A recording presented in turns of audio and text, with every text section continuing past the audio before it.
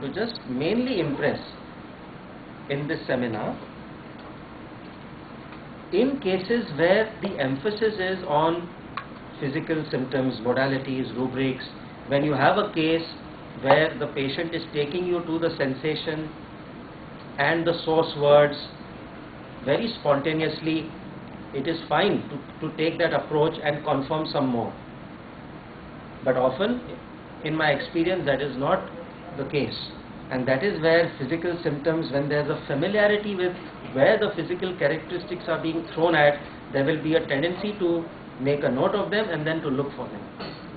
Because I believe there are many permutations and combinations in which a remedy presents.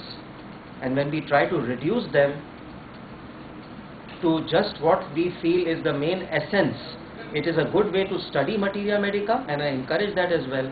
But when we do that, we often shunt out other remedies which we may not be that familiar with, and we may just think of the ones that we associate with that essence. For instance, acids, this whole thing of exhaustion and debility, and we know that the acid, it is such an important aspect of the acids.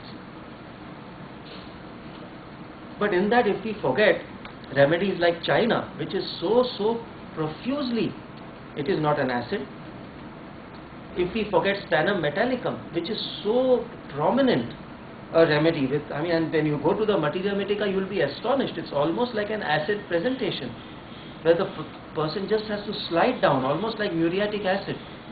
So that is the risk and the danger of reductionism, to the point where we don't, and that is where the repertory becomes a very handy tool. And when out of a repertorial chart, when the remedies stand out, you say, wow, I never thought of this. And then you approach the case from that understanding, you will see accuracy in practice will increase.